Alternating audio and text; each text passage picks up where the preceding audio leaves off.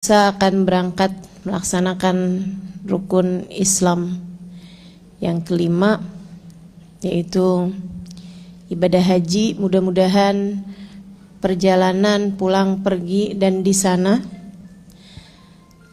disehatkan badannya, dimudahkan ibadahnya, dan Allah SWT jadikan hajinya haji mabrur insyaallah. Allahumma ij'al hajjahum hajjan mabrura wa sa'yuhum sa'yan mashkura. Amin ya rabbal alamin.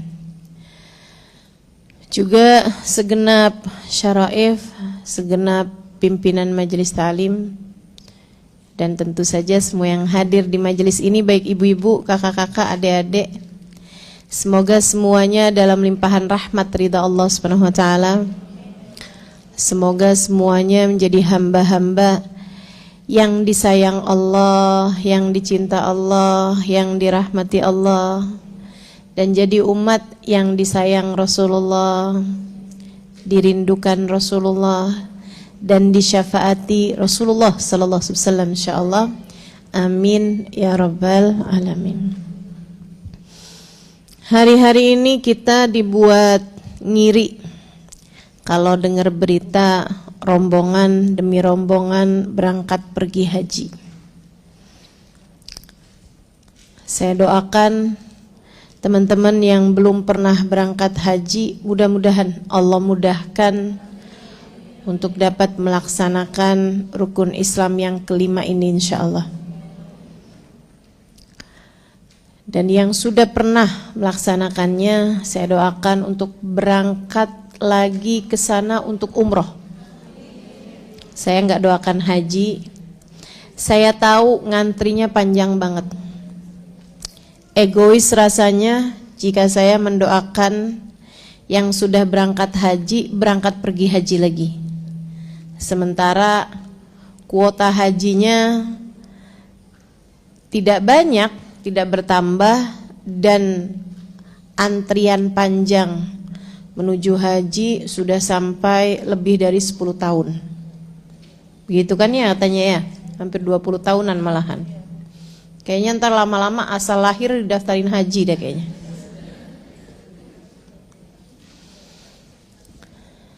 Teman-teman sekalian yang saya muliakan, memang berangkat ke tanah suci itu adalah sesuatu hal yang sangat-sangat membahagiakan hati seorang mukmin. Ya, orang mukmin tuh emang perlu banget buat berangkat ke sana gitu. Dan juga memang yang namanya ibadah haji itu, teman-teman sekalian, juga ibadah umroh ya, adalah sesuatu hal yang pasti akan diidamkan oleh orang yang beriman. Jadi kalau ada orang beriman tidak mengidamkan ibadah haji, tidak menginginkan ibadah umroh, ini memang dipertanyakan keislamannya, dipertanyakan keimanannya. Gitu. Sebab iman itu bukan perkara fisik, lebih kepada perkara hati. Kayak urusan sholat. Kalau ada orang enggak mau sholat, enggak sholat, itu termasuknya, maaf ya, bukan berarti dia orang tidak beriman. Dia tetap beriman. Orang fasik iya. Orang fasik itu artinya orang yang keluar dari ajaran Islam, tidak melaksanakan, tidak taat gitu ya. Istilah kalau anak tuh anak bandel lah gitu. Disuruh sholat nggak mau sholat gitu. Dengan syarat dia tetap meyakini kewajibannya sholat. Akan tetapi kalau ada orang dia sholat sekalipun, tapi dia bilang sebenarnya sholat tuh kan nggak wajib. Sebenarnya sholat tuh nggak wajib. Ya saya sih kerjain aja, tapi sebenarnya tuh nggak wajib. Itu malah justru kafir hitungannya. Kenapa gitu? Karena iman itu bukan perkara gerakan, bukan perkara perbuatan, akan tetapi perkara hati. Demikian pula dengan haji gitu. Saudara sekalian saya muliakan, orang yang nggak haji nggak apa-apa, bisa jadi dia nggak berkemampuan atau masih menunda-nunda sekalipun misalnya gitu. Dengan syarat, ya, bukannya orang yang menafikan ibadah haji. Bukan orang yang menafikan ibadah haji. Teman-teman saya sekalian, ada orang nih misalnya gitu ya, saya mampu haji sih, cuman gimana ya, saya tuh masih banyak dosa, ntar takut dibalas di sana. Nah, suka ada istilah gitu tuh. Itu hitungannya nggak fasik, maksudnya hitungannya orang tersebut bukannya tidak beriman, beriman. Akan tapi kalau ada orang, dia melaksanakan ibadah haji sekalipun, andai dia melaksanakan ibadah haji sekalipun, tapi menurut dia, ibadah haji nih ya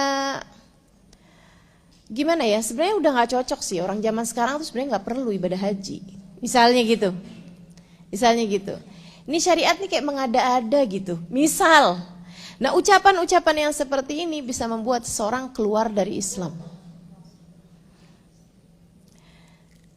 Hati-hati teman-teman. Jadi masalahnya bukan pada pelaksanaan ibadahnya, tapi rasa hatimu di dalam pelaksanaan ibadah tersebut. Saya punya teman di Malaysia. Dia itu pernah kayak semacam jadi aspri, asisten pribadi seorang profesor di Kuala Lumpur. Terus akhirnya dia keluar dari pekerjaan sebagai aspri tersebut. Profesornya ini teman-teman sekalian, pinter banget, dia yang bikin terjemahan Al-Quran dalam bahasa Melayu. Dipercaya sama negaranya untuk menulis terjemahan Al-Quran. Dipercaya sama Depak gitu ya, kalau di kita ya, Departemen Agama gitu. Sehingga sekalian saya muliakan, tapi ini teman saya ini dia cerita sendiri gitu ya. Ini kita tidak untuk cari-cari siapa orangnya ya. Saya sampai sekarang juga nggak tahu siapa yang dia maksud, tahun berapa juga kan nerjemahin Qurannya gitu. Akan tetapi teman-teman sekalian, kita ambil pelajarannya gitu, bahwa pinter saja, ilmu saja tidak menjamin keimanan seseorang. Sehingga sekalian, dia bilang, saya ustazah tahu kalau dia ini orang menganggapnya kritis, tapi saya menganggapnya bahwa ada masalah gitu dalam diri orang ini terhadap agama Islam. Dia bilang satu hari, dia bilang sama saya kayaknya mau haji, tolong uruskan. Dan itu tuh abisnya Lebaran Idul Fitri dia bilangnya, kalau waktunya mepet banget tuh mengurusin ibadah haji kan. Dia bilang, karena saya seneng banget dengar bos saya nih mau pergi haji, saya pun mengusahakan dengan link-link yang kami punya untuk bisa memberangkatkan dia pergi haji tahun itu juga. Dia bilang sampai sesudah kayak seminggu 2 minggu saya usahakan datang ke sini, datang ke sana apa segala macam, dia bilang alhamdulillah visanya keluar. Saya seneng banget, saya pergi, saya telepon istri bos saya, tanyain bos saya ada di mana, lagi di rumah sakit untuk sebuah pemeriksaan. Saya pun pergi ke sana, ke rumah sakit. Dia bilang dengan penuh sukacita, saya bilang sama dia, bos berangkat nih pergi haji tahun ini, saya udah selesai urus-urusnya. Dan dia dengan entengnya bilang, gak usah lah saya pergi haji. Saya rasa saya gak perlu pergi haji. Kenapa? Kalau misalnya gitu dia bilang, saya udah cukup soleh kok walaupun gak pergi haji. Misal, saya bisa kok mendekat sama Allah dengan ibadah yang lain, badan saya udah tua juga, susah saya kalau pergi haji. Malah gak apa-apa teman-teman. Maksudnya sesuatu hal yang dari males aja tuh gak apa-apa. Tapi dia bilang, saya sampai sekarang belum ngerti, saya sampai sekarang gak ngerti kenapa Allah perlu-perlunya memberi syariat kepada kita buat pergi haji. Saya rasa itu sesuatu hal yang gak perlu dilakukan orang zaman sekarang. Ngapain pergi haji? Pinter aja gak cukup, bikin kita jadi hamba Allah yang beriman. Pintar aja gak cukup. Saudara sekalian, diperlukan kebersihan hati untuk mengagungkan Allah Subhanahu wa taala, untuk memuliakan Allah Subhanahu wa taala, dan untuk mengagungkan apapun yang dinisbatkan kepada Allah Subhanahu wa taala. Saudara sekalian yang saya muliakan, dia bilang, saya kecewa luar biasa Ustazah, tapi saya tetap berusaha untuk bertahan. Dia bilang sampai satu hari saya udah enggak tahan lagi dan saya keluar dari pekerjaan saya. Ketika satu hari saya datang ke rumah dia untuk sebuah keperluan, kemudian saya tanya sama istrinya, di mana bos saya, di mana bapak, begitu kan ya. Akhirnya dikasih tahu, dia bilang ada di ruang kerjanya gitu, lagi nulis. Dia bilang, saya buka ruang kerjanya dan di sanalah saya mendapati tangan kanannya pegang bolpen, menulis ilmu-ilmu agama Islam, sementara tangan kirinya pegang minuman keras, pegang wine, pegang gelas wine yang berisi. Dia bilang, saya udah gak sanggup lagi, saya pun keluar dari pekerjaan saya. Pinter saja gak cukup, ilmu aja gak cukup untuk bikin kita jadi orang-orang yang beriman. Akan tetapi kita perlu kebersihan hati, kita perlu sambungan ilmu, bersambung dengan para ulama, ulama bersambung dengan para ulama, bersambung terus sampai kepada Nabi besar Muhammad sallallahu alaihi wasallam. Saudaraku sekalian saya muliakan, ini haji. Gitu ya. Sesuatu hal yang sangat agung sekali. A'udzu billahi minasyaitonir rajim. Walillahi 'alan nasi hajjul bait man istata ilaihi sabila.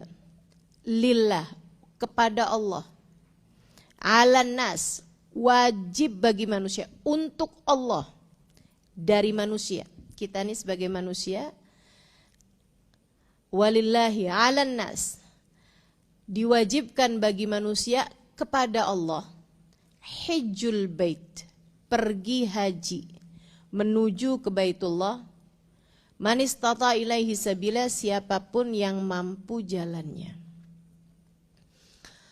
Saudara sekalian saya muliakan, itu adalah sesuatu hal yang kepada Allah Subhanahu wa taala. Kita haji, kita umroh, itu adalah sesuatu yang untuk Allah. Makanya saya sering tekankan kepada siapapun yang berangkat pergi haji, hal pertama yang harus kamu lakukan adalah membenahi niat. Niatnya tuh mesti benar. Karena kata Nabi Muhammad alaihi wasallam, sayati zaman ala ummati, akan datang waktunya kepada umatku orang kaya berhaji untuk pamer, untuk pamer. Sehingga sekalian untuk kayak nunjukin kesolehan dia, untuk nunjukin pamernya dia gitu. Makanya hajinya linuzha kata Nabi Muhammad, bukan untuk pamer, linuzha, untuk pariwisata. Jadi ada banyak orang-orang, kata Nabi Muhammad, akan datang waktunya pada umatku di mana orang kaya-kayanya pergi haji untuk wisata. Kayak yang nggak mau kena panas, kerjanya di hotel aja, gitu ya. Sholatnya juga dari kamar hotel yang musolanya itu langsung nembus ke Masjidil Haram, langsung bisa ngelihat Ka'bah gitu kan. Dari situ mereka sholat duhur, asar, maghrib, isya, subuh gitu. Mereka benar-benar yang linuzhah gitu. Nggak mau susah, nggak mau desek-desekan, nggak mau gini, nggak mau gitu. Ntar sebelah-sebelah mungkin belum mandi berapa hari gitu kan. Hajja aghniya'uhum linnuzhah. orang kaya-kayanya haji buat wisata. Jadi sekalian, saya tidak sedang menyalahkan sarana-sarana ibadah haji yang apa ya istilahnya, yang mewah gitu. Saya tidak sedang menyalahkan itu. Saya sedang menyampaikan bahwa benar sekali ucapan Nabi Muhammad SAW tentang adanya orang-orang yang berangkat haji pun buat wisata. Yang namanya wisata kan mau enak-enak gitu kan, mau jalan-jalan manis gitu. Teman-teman sekalian paham maksud saya? Gitu ya, nggak mau desek-desekan, nggak mau susah-susah. Karena kan yang namanya tawaf, yang namanya sa'i, pasti susah dong. Nah itu dia hanya melaksanakannya untuk sekedar gugurin kewajiban, dan itu pun juga diusahakan untuk seminim mungkin kena sama orang, seminim mungkin kena desak-desakan sama orang gitu. Tetap ingin terlihat keelitan dia di hadapan hamba-hamba Allah.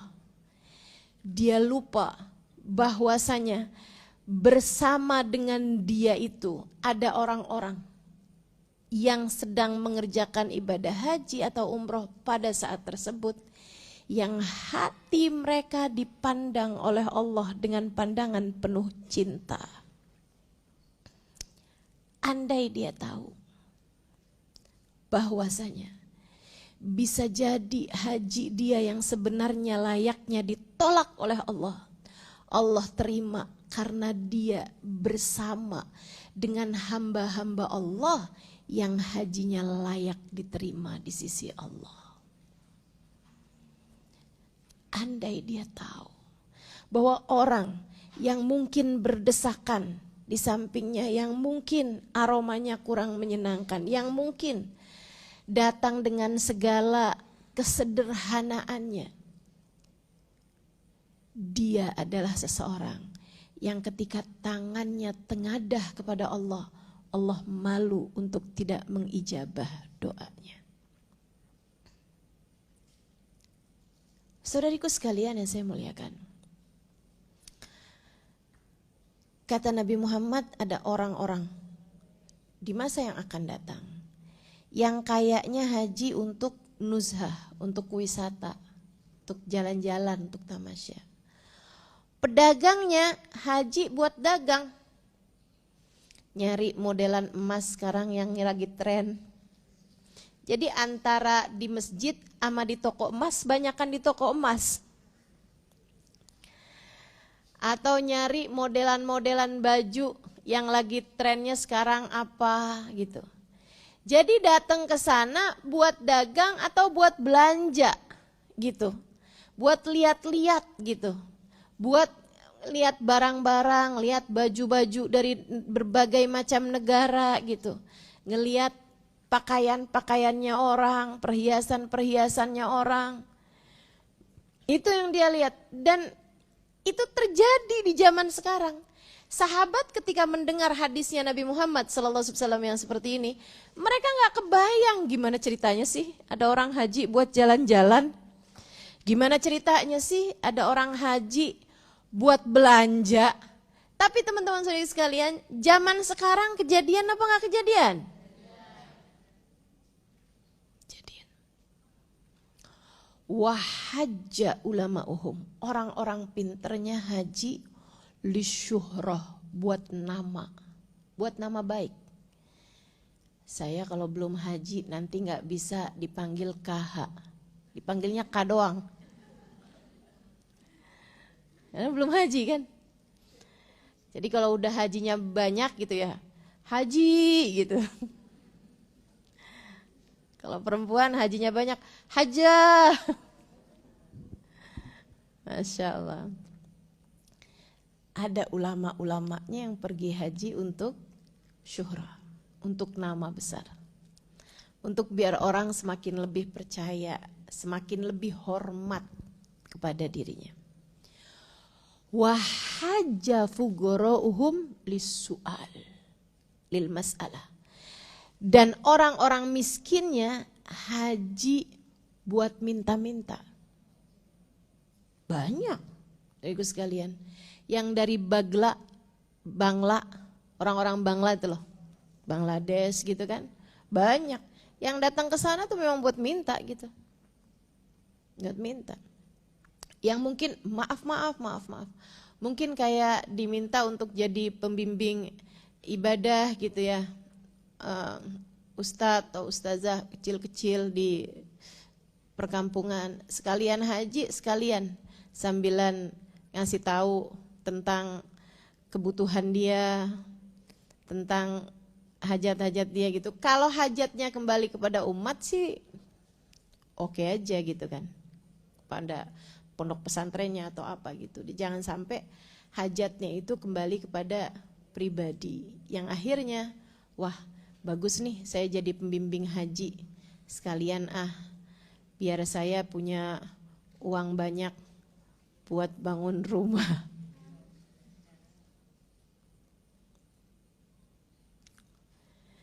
Sedikit sekalian saya muliakan, mesti banget benerin niat.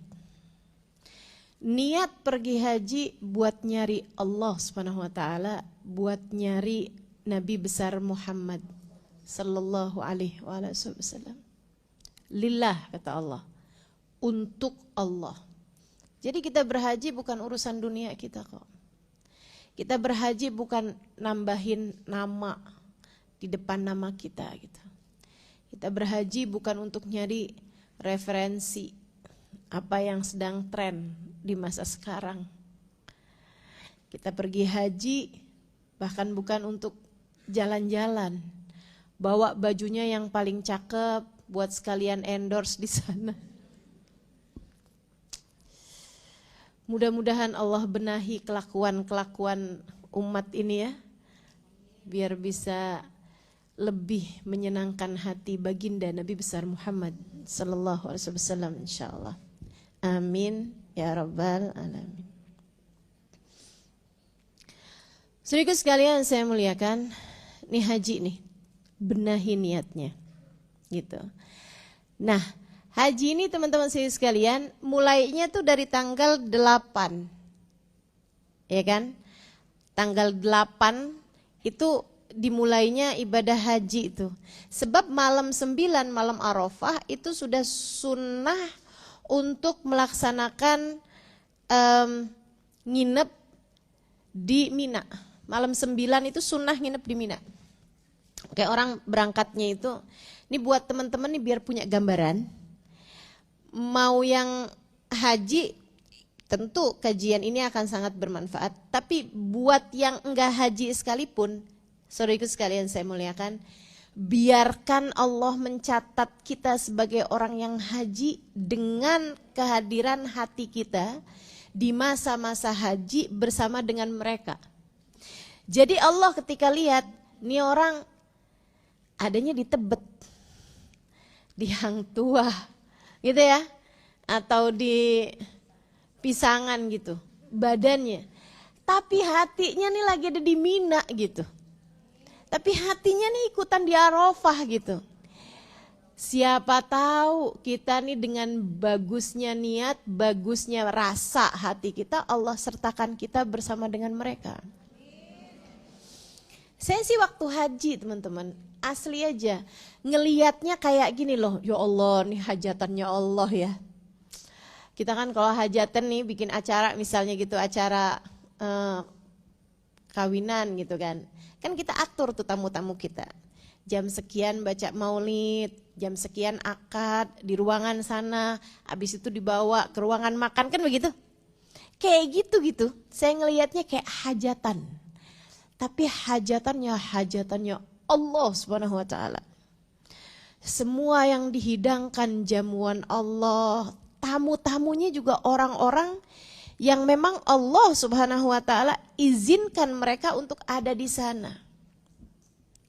Meskipun Allah mau lihat siapa di antara kalian yang pantas aku terima. Jadi kalau diterima, pulang-pulang bawanya banyak. Kalau diterima, pulang-pulang nih bingkisannya banyak. Bingkisannya berupa apa? Berupa terampuninya dosa mereka. dari balik sampai saat tersebut. Bahkan ada di antara mereka yang Allah ampunin bukan hanya dari balik sampai saat tersebut, tapi sampai kepada masa yang akan datang, mereka jadi hamba-hamba yang terjaga di sisi Allah. Udah enggak lagi ada catatan dosa sesudah hajinya tersebut. Bahkan ada di antara mereka Allah ampunin sampai ke orang tuanya. Ada di antara mereka yang Allah ampunin sampai kepada keluarganya. Bahkan ada di antara mereka yang diampunin Allah liman istaghfara lahul hajj, untuk siapapun yang dimintain ampunan oleh mereka selama masa haji. Jadi sepanjang haji dia minta ampunan buat siapa aja. Semua yang disebut namanya diampuni sama Allah SWT. Bingkisannya bukan main-main, teman-teman. Hadiah dari Allahnya ketika seorang melaksanakan ibadah haji dengan indah bukan main-main. Balasan yang lain, al-hajjul mabrur laisa lahu jazaa'un illal jannah. Kata Nabi Muhammad, haji yang mabrur, haji yang diterima sama Allah, haji yang indah, haji yang bagus, gak ada balasan bagi dia yang pantas dari Allah selain surga. Balasannya gak ada lagi yang lebih pantas daripada surganya Allah SWT. Dapat tiket surga. Gimana tuh ceritanya? Pulang haji dapat tiket surga. Cakep bener. Mudah-mudahan Allah mudahkan kita untuk dapat melaksanakannya insyaallah. Jadi sekalian, nah biar kita tahu nih, biar siapa tahu hati kita juga ada di sana gitu. Ketika Allah lihat gitu kan, pas lagi hari-hari haji, hati kita juga ada di sana. Nah nih kita pelajari apa aja sih yang dikerjakin sama orang haji. Gitu ya. Anggaplah ini manasik untuk haji yang gak tahu kapan. Sehingga sekalian yang saya muliakan, tanggal 8 tuh berangkat ke Mina. Biasanya ambil niat ihram haji gitu ya, ke masjid yang dituju gitu, tempat yang dituju, kemudian ngambil ihram haji gitu. Ihram itu udah pakai baju haji apa segala macam dan masuk ke, jadi kayak ihram itu niatnya haji teman-teman. Niatnya haji itu adalah ihram. Cuman bedanya kalau kita niatkan, kita niat sholat, ya di tempat kita sholat. Kita niat puasa, di tempat kita puasa. Nah kalau haji itu startnya itu selain daripada ada lafalnya haji, gitu ya, itu juga ada tempatnya startnya. Ini saya bilang hajatannya Allah, hajatannya Allah, kayak karnaval gitu ya. Tapi Allah yang atur karnavalnya gitu. Karnavalnya haji itu startnya dimulainya dari miqat namanya, tempat untuk ngambil ihram. Mandi di situ, mandi biasanya dari rumah masing-masing, udah siap-siap pakaian ihram, berangkat ke tempat startnya itu ada beberapa tempat gitu ya, kayak Hudaybiyah, kemudian lagi Yalamlam dan lain sebagainya. Sholat di sana beberapa rakaat Bir Ali gitu. Sholat 2 rakaat, habisnya sholat 2 rakaat niat. Nawaitul hajja wa ahramtu bihi lillahi ta'ala labbaik Allahumma labbaik. Masuk tuh dah kepada pelaksanaan ibadah haji. Berangkat ke Mina, nginep di Mina, malam Arafah, malam 9. Berarti hari Tarwiyah, ya. Hari Tarwiyah itu adalah hari di mana dulu Nabi Ibrahim bermimpi menyembelih anaknya itu. Makanya namanya disebut hari Tarwiyah, Lailatul Tarwiyah, malam melihatnya Nabi Ibrahim kepada mimpinya tersebut. Hari Tarwiyah berangkat ke Mina. Berangkat ke Mina, nginep malam tersebut di Mina. Itu adalah malam Arafah. Kan siangnya Tarwiyah tuh, malamnya malam Arafah. Besoknya hari Arafah. Nah, hari Arafah nih berangkat ke Padang Arafah. Di Arafah tuh nggak nginep teman-teman, nginepnya banyaknya di Mina. Dari sejak malam itu sampai ke 3 hari tasyrik. Berangkat ke Arafah dari Mina, tapi kan karena rame banget kan, jadinya sebenarnya perjalanan itu nggak nyampe setengah jam. Tapi jadi berjam-jam hanya karena padatnya kendaraan. Nyampe di Arafah, itu di tenda-tenda yang kecil-kecil. Kalau di Mina tuh tendanya besar-besar. Biasanya yang saya tahu, kalau di Mina itu tendanya pakai AC dan lain sebagainya. Tapi kalau di Arafah, waktu zaman saya itu kayaknya nggak pakai AC deh. Saya nggak tahu. Kalau sekarang mungkin pakai semua kali ya. Saya nggak paham juga tuh urusan per-AC-an. Tapi yang pasti teman-teman, hari Arafah itu adalah hari yang sebaiknya kamu tampil di hadapan Allah dengan sangat memelas. Gitu. Dan itu berlaku bukan hanya untuk orang-orang yang ada di Padang Arafah di hari Arafah, tapi buat siapapun merasa dirinya hamba Allah Subhanahu wa taala, tampillah pada hari Arafah sememelas mungkin. Hadirlah di hadapan Allah terlihat semiskin mungkin, terlihat semengenaskan mungkin, terlihat selemes mungkin. Makanya kalau buat orang yang haji itu malah nggak sunnah puasa, karena pelaksanaan hari Arafah itu berat sekali. Jadi tidak disunahkan, malah makruh hukumnya kalau mau puasa di hari Arafah. Bagian ulama malah ada yang mengharamkannya teman-teman. Itu karena memang pelaksanakan ibadah haji itu kan sangat berat sekali. Jadi jangan puasa buat yang lagi haji. Nah buat kita nih yang gak haji gitu ya, usahakanlah untuk dalam keadaan sesusah mungkin. Ini beneran nih Ustazah, beneran saya lagi ngomong serius teman-teman. Ibadah itu ada yang Allah Subhanahu wa taala tuh seneng ngelihat kita tuh kelihatan cantik, kelihatan wangi, kelihatan seger. Contohnya kayak saya sekarang. Saya kalau ngajar itu nggak bagus kalau saya kelihatannya lemes, kelihatannya nggak semangat, kelihatannya sakit gitu. Khawatir yang mendengarkan bukan mendengarkan ucapan saya, tapi malah kesian sama saya. Nanti ada yang bawain saya alat buat tensi, ntar ada yang bawain saya minyak angin gitu ya, nggak bagus. Termasuk juga kalau hari Lebaran, kita itu hari Lebaran nggak bagus, kelihatan lemes, kelihatan nggak punya gitu. Malah justru hari Lebaran, sunnahnya pakai baju baru, sunnahnya berwangi-wangian. Hari Jumat, nah, nih kayak sekarang kita nih hari Jumat nih, sunnahnya kelihatan rapi, bersih, sunnah wangi-wangi, sunnah potong-potong kuku, kan begitu tuh. Sunnah potong kuku. Orang kalau haji tidak diperbolehkan, malah haram. Potong kuku lagi melaksanakan ibadah haji bukan hanya haram, tapi bikin kamu bayar dam. Teman-teman saudaraku sekalian, itu luar biasa ininya gitu. Kenapa Allah mau kayak begitu gitu? Allah kepengen ngelihat hambanya dalam keadaan yang paling kesianin gitu, paling ngesianin. Tuh Allah mau lihat.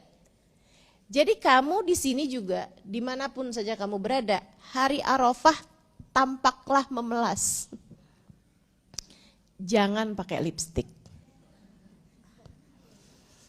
Jangan pakai baju bagus. Jangan berwewangian. Hari Arafah, berpuasalah. Jadi lengkap tuh. Udahlah lemes, jelek, kucel, lapar, haus, bau, udah lengkap tuh. Lengkap teman-teman. Ini saya serius ya ini ya, saya nggak bercanda. Emang beneran, tampillah memelas pada hari Arafah. Dan saudaraku sekalian, hari Arafah adalah sesuatu yang kata Sayyidina Ibnu Abbas, ittafaq jami'il ulama bi anna afdalul ayyam tiwala sanah yaum Arafah. Seluruh ulama sepakat bahwasanya hari paling afdal sepanjang tahun adalah hari Arafah. Meskipun katanya Sayyid Muhammad bin Alwi bin Abbas al-Maliki, beliau mengatakan meski seluruh ulama sepakat bahwa afdalul ayyam adalah hari Arafah, saya berpendapat berbeda. Kata beliau, menurut saya hari paling afdal sepanjang tahun adalah hari lahirnya Nabi besar Muhammad. Sebab andai tidak karena hari kelahirannya Nabi, kita nggak punya hari Arafah. Kita nggak ngerti hari Arafah. Makanya kata beliau, saya sih tetap pendapat saya hari terbaik sepanjang tahun adalah hari lahirnya Nabi Muhammad. Ala kulli hal, hari Arafah merupakan hari yang afdal, teman-teman. Itu ulama sepakat. Apakah dia yang paling afdal, apakah hari lahirnya Nabi Muhammad yang paling afdal? Itu ada pendapat. Tapi semuanya sepakat bahwasanya hari Arafah adalah hari yang sangat dimuliakan di sisi Allah Subhanahu wa taala. Sayyidina Ibnu Abbas menyampaikan bahwa firman Allah Subhanahu wa taala, "A'udzubillahi minasyaitonir rajim wal fajr wa layalil 'ashr." Itu adalah tentang Fajar Yaum Arafah. Demi fajar, artinya adalah demi fajar yang paling mulia. Fajar yang mana nih? Katanya beliau, ai fajri yaum Arafah, yaitu fajar hari Arafah. Walayalil 'ashr, dan demi malam-malam 10, artinya adalah malam dari sejak tanggal 1 Dzulhijjah sampai dengan tanggal 10 Dzulhijjah. Itu adalah merupakan 10 hari yang paling afdol sepanjang tahun. Ini beberapa hari lagi akan kita masukin nih teman-teman, tandain. Tanggal 1 Dzulhijjahnya kapan gitu kan ya. Kita mulai itu sebisa mungkin. Kalau bisa puasa 9 hari dari tanggal 1 sampai tanggal 9, bagus. Kalau enggak, ambil puasa hari Tarwiyah, ambil puasa hari Arafah, tanggal 8 sama tanggal 9. Saudara sekalian saya muliakan, Nabi Muhammad ketika menceritakan hari Arafah, suatu yang sangat menarik nih.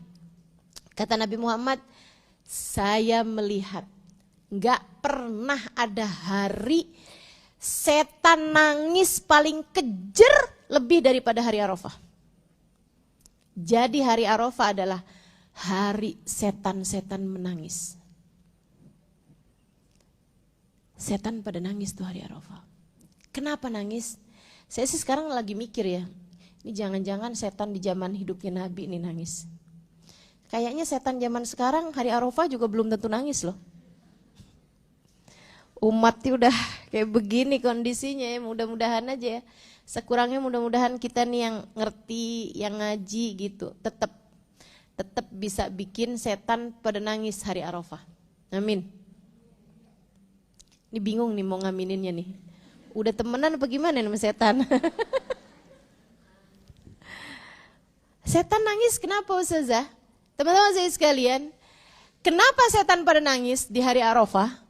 Saudara sekalian, adalah karena begitu banyaknya ampunan yang Allah Subhanahu wa taala turunkan pada hari Arafah, sampai setan pada nangis, kesel semuanya. Mereka bilang kita udah setengah mati kerja, bikin orang ngerjain dosa sepanjang tahun, dan datang hari Arafah semua kerjaan kita sia-sia. Allah ngampunin dosa sepanjang tahun, bahkan memberikan pengampunan, penjagaan untuk setahun ke depannya. Kata setan, ya ampun, nih kerja tambah berat aja nih. Godain orang ngerjain dosa, sepanjang tahun udah susah, setengah mati, sampai saya begadang. Sampai saya kerja keras, kata setan nih. Tahu-tahu datang hari Arafah, begitu aja Allah ampunin dosa sepanjang tahun. Hingga mereka menjadi dosanya tak lagi tersisa.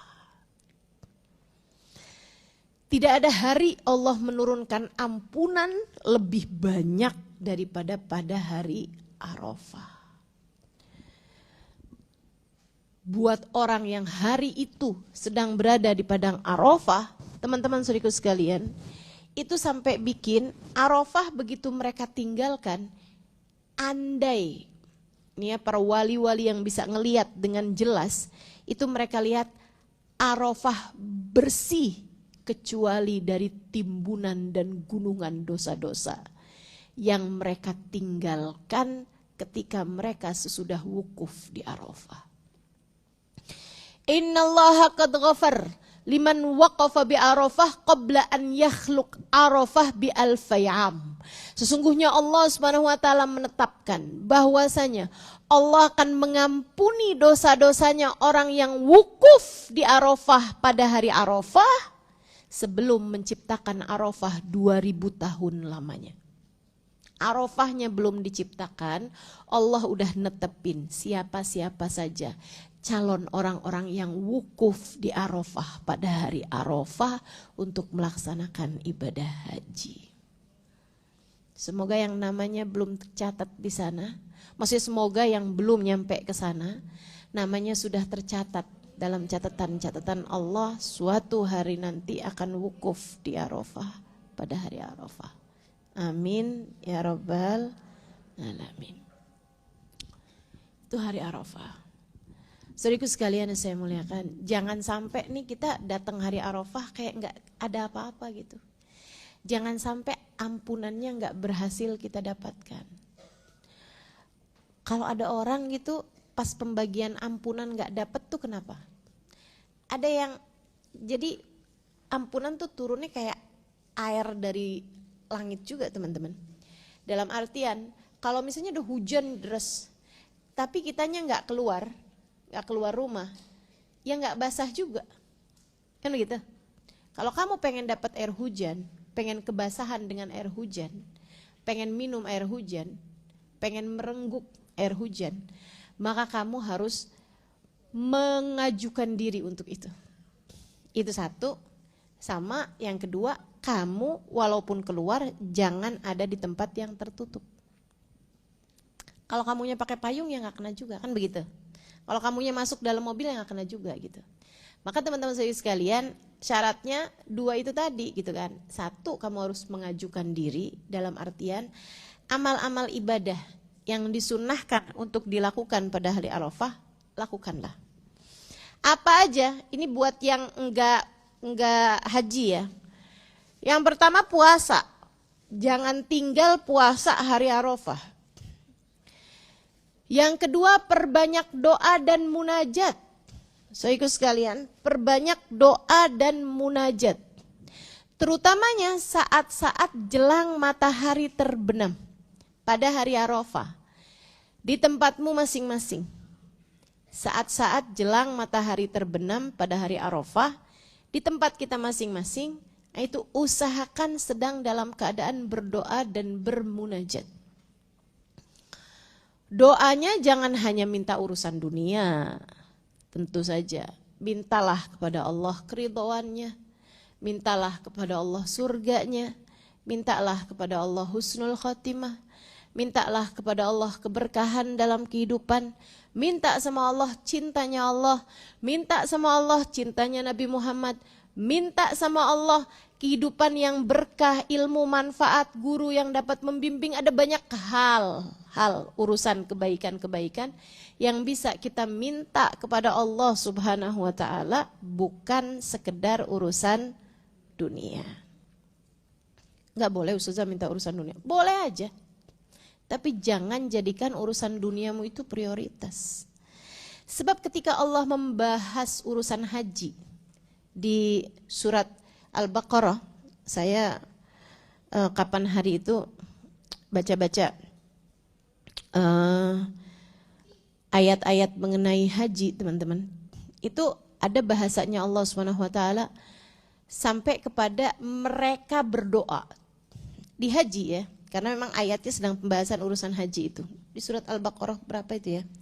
Kata Allah Subhanahu wa taala, "Wa minhum man qala rabbana atina fid dunya falaysa fil akhirati min khalaq wa minhum man qala rabbana atina fid dunya hasanah wa fil akhirati hasanah wa qina adzabannar ulaika lahum nasibun, ulaika lahum jazaa'u minallah wa kafa billahi.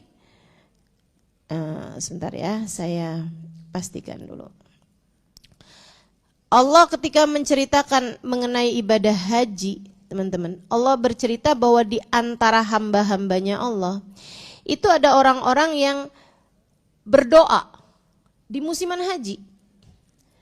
Doanya itu, ya Allah kasih saya dunia saya, Allah kasih saya dunia saya, Allah. Mintanya dunia mulu. Minta jodoh, minta rejeki, minta pekerjaan yang bagus, minta rumah yang gede, minta biar kebeli mobil, minta biar pokoknya urusannya dunia aja gitu. Minta pengen ganti HP. Allah bilang, falaisa lahu fil akhirati min khalaq. Yang kayak beginian entar datang di akhirat nggak punya jatah apa-apa. Serem bener. Ya Allah, bukannya saya ini kok nggak dikasih apa-apa ya Allah. Kata Allah, kamu emang doa, tapi semua doamu itu kan urusannya dunia. Udah aku kasih, kata Allah. Udah aku kasih. Itu pun kalau Allah mau ngasih.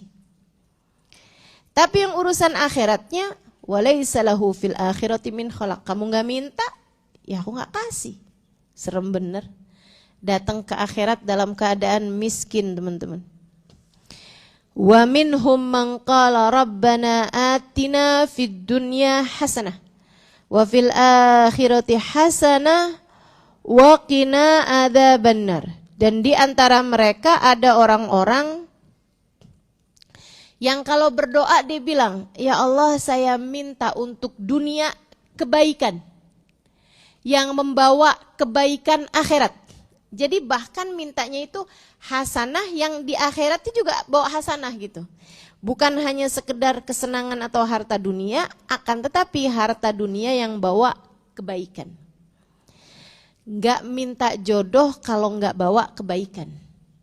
Enggak minta dikasih harta yang bawa kemudorotan. Enggak minta dikasih kendaraan yang bawa hisab panjang tapi tidak membawa kepada kebaikan. Enggak minta. Enggak minta anak yang enggak bawa kebaikan buat akhirat. Enggak minta. Dia enggak asal minta dunia. Akan tetapi yang dia minta adalah hasanah di dalam dunia tersebut. Kebaikan di dalam dunia tersebut. Ulaika lahum nasibum mimma kasabu. Kata Allah, buat mereka ini ada jatah dari apa yang telah mereka usahakan tersebut. Usahanya berupa apa? Berupa doa. Wallahu sari'ul hisab. Dan Allah itu cepat dalam membalas hamba-hambanya. Nah, jadi di hari Arafah, di hari orang-orang banyak minta, di hari orang-orang memang Allah SWT jadikan hari Arafah itu adalah hari untuk kamu banyak-banyak berdoa. Jangan lupakan doa. Doa yang banyak, teman-teman. Doa yang banyak, doa yang banyak. Di Hadramut tuh dulu tiap tanggal 9 mereka bikin ibtihal bareng-bareng. Kayak lagi wukuf aja di Arafah. Kayak lagi wukuf aja gitu. Buat nyamain mereka yang ada di sana biar yang enggak pada bisa berangkat haji juga ada rasanya, dan Allah SWT kan mandangnya sebagai satu kesatuan, enggak usah khawatir. Ini kok saya kayaknya jadi halu ya. Saya pakai berdiri doa gitu. Enggak. Di sisi Allah mah enggak halu, tergantung rasa hatimu itu ada di mana. Yang ada di padang Arafah tapi hatinya lagi di dapur rumahnya, jangan salahkan siapa-siapa kalau dia kehitungnya kayak lagi ada di dapur rumahnya. Nah, kita juga gitu. Enggak ada di padang Arafah, tapi kalau hati kita sambung sama Allah SWT, kita doa, beneran kita doa.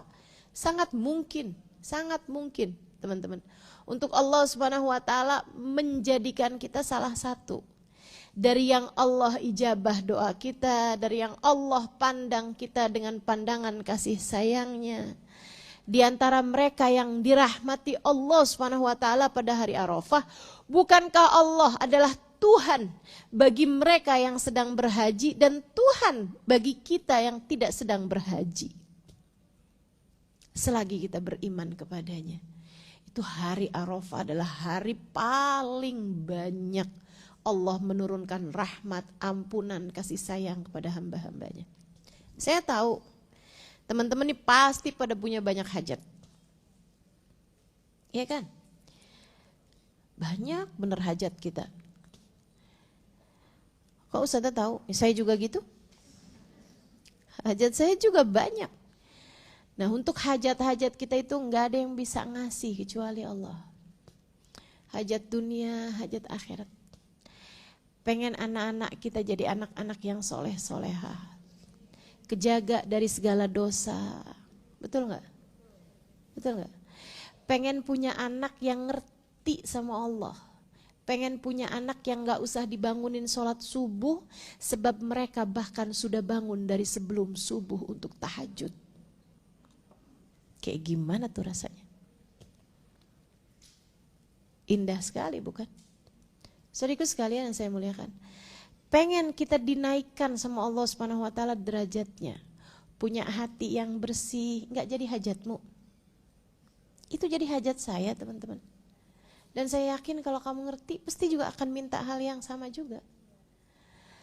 Lebih daripada kemudahan hidup, sebenarnya jauh lebih penting kita minta pada Allah Subhanahu wa taala bersihnya hati. Orang tuh kalau hatinya sama Allah dijadikan bersih, hidupnya jadi bahagia. Hidupnya jadi senang. Hatinya tuh lega. Gitu. Orang kalau sama Allah Subhanahu wa taala hatinya dijadikan bersih, dia bisa nyayangin suaminya tulus.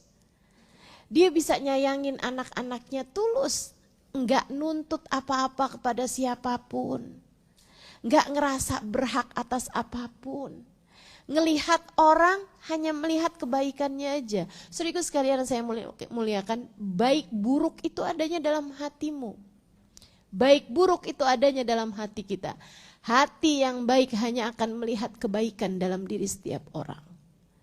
Dan hati yang buruk hanya akan melihat keburukan dalam setiap orang. Orang yang hatinya buruk, ngelihat matahari dia bilang, ih cahayanya ngebakar, panas banget. Ngelihat bulan, ya ampun bulan ini tujuannya buat apaan ya? Terang tapi gak cukup nerangin. Saudariku sekalian yang saya muliakan, orang kalau hatinya buruk, ngelihat matahari sekalipun kayak begitu, ngelihat bulan sekalipun kayak begitu. Tapi orang kalau hatinya bersih, gitu kan? Orang kalau hatinya indah, ngelihat matahari, apalah arti bumi tanpamu wahai matahari. Kan begitu? Orang kalau hatinya bersih, ngelihat bulan, engkau menjadikan langit begitu indah dengan kehadiranmu. Masalahnya ada pada hati kita. Itu dia, orang yang hatinya bersih bahagia dimanapun kapanpun dia berada. Orang hatinya baik, hatinya indah, teman-teman saudariku sekalian, akan berbahagia dengan menyandang status apapun. Jomblo bahagia, menikah bahagia, suaminya meninggal menjanda bahagia, punya anak bahagia, nggak punya anak bahagia. Kenapa gitu? Hatinya Allah taruhkan kebahagiaan karena dia punya hati bersih, dia punya hati bagus. Dapat melihat keindahan Allah pada apapun dan siapapun yang dia lihat. Jadi kalau kamu ngerasanya hidup susah amat ya, suami begitu, anak begitu, orang tua begitu, ekonomi begini gitu misalnya. Bu, selain daripada kamu memperbaiki hidupmu yang di luar itu, ada yang lebih utama untuk kamu perbaiki, hatimu sendiri. Hatimu sendiri. Dan itu adalah hajat besar saya kepada Allah. Nih, hari Arafah saya tunggu-tungguin. Kenapa gitu? Mau doa yang banyak. Mau minta sama Allah Subhanahu wa taala, ya Allah, liatin hati saya ya Allah.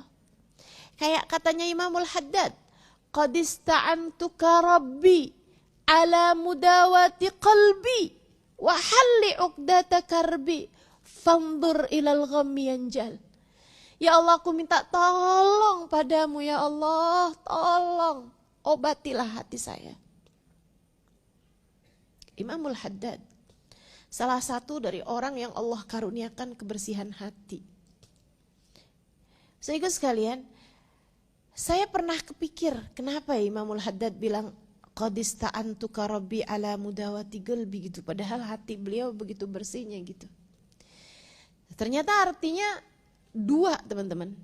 Yang pertama, katanya guru saya Babah Nur, orang ulama tuh, itu kalau ngedoain sesuatu, seringkali beliau tidak sedang mendoakan dirinya sendiri, tapi mendoakan umat. Mereka tuh kalau doa ya Allah ampuni dosa-dosaku. Mereka seringkali udah dibuka hijab bahwa Allah memang mengampuni dosa mereka gitu. Ya Allah, jauhkan saya dari siksa api neraka. Allah udah kasih jaminan surga buat mereka seringkali. Para wali-walinya Allah Subhanahu wa taala, teman-teman saudaraku sekalian. Kasih Allah Subhanahu wa taala. Kayak Sayyidina Abu Bakar, Sayyidina Umar, Sayyidina Uthman. Itu udah terang-terangan. Nabi Muhammad bilang, Abu Bakar fil jannah, Umar fil jannah, Uthman fil jannah.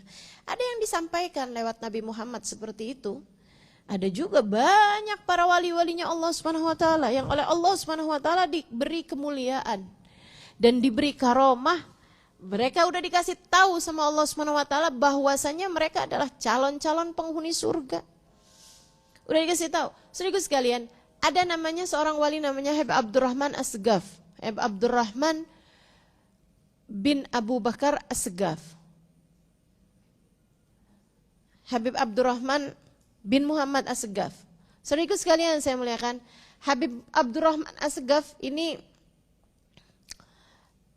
Al-Faqih Al-Muqaddam Ats-Tsani di kota Tarim sana. Jaddul Qaum. Jadi salah satu dari yang pertama kali di Tarim sana, Syekhul Qaum gitu, yang bangun Masjid As-Segaf di kota Tarim. Teman-teman saya sekalian, itu pernah satu waktu anaknya tuh ada di dekatnya abahnya, terus dia bilang gitu. Anaknya namanya Habib Ali. Salah satu anaknya namanya Habib Ali, dia bilang, "Bah, abah wangi banget sih, Bah." Abahnya sambil senyum-senyum bilang, "Nak, coba nak, liatin. Abahmu ini yang wangi di bagian mana?" Dia ciumin tangan abahnya, "Enggak terlalu wangi, Bah.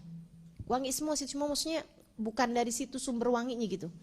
Enak banget sih, Bah, wanginya, Bah. Bah pakai apaan ini, Bah? Ya ampun, saya enggak pernah nyium wangi seindah ini, sewangi ini gitu." Terus kata abahnya, "Coba liatin, abah yang wangi di mana?" Dia cium-ciumin abahnya gitu, mukanya enggak juga wangi gitu. Dia cium-ciumin dengkul abahnya gitu, enggak juga wangi. Sampai dia ciumin telapak kaki abahnya, dia bilang, "Bah, apa kok pakai minyak wangi di telapakan kaki, Bah? Yang wangi banget kok malah kaki abah." Kata abahnya bilang, "Nak, abah enggak pakai minyak wangi apapun. Tapi baru saja Allah habis ajak abah jalan-jalan ke surga." Kamu pernah dengarkan, nak, ternyata benar. Tanahnya surga itu, nak, wanginya wangi za'faron. Ada yang wangi za'faron, ada yang wangi misik, teman-teman saya sekalian. Makanya wangi banget, malah justru di telapakan kaki. Para wali-walinya Allah Subhanahu wa taala. Itu kayak begitu mereka gitu. Nah, tapi meskipun kayak begitu, udah bahkan di bumi aja udah diajak jalan-jalan ke surga. Itu kan hamba Allah yang macam apa tuh yang sampai dapat kemuliaan seperti itu. Kalau kamu dengerin doa-doa mereka, "Ya Allah ampuni dosaku, ya Allah ampuni dosa, ya Allah ampuni dosa, ya Allah. Karuniakan kebersihan hati, ya Allah." Ngapain tuh doa kayak begitu? Teman-teman saudaraku sekalian yang saya muliakan, kenapa mereka meminta hal yang seperti itu?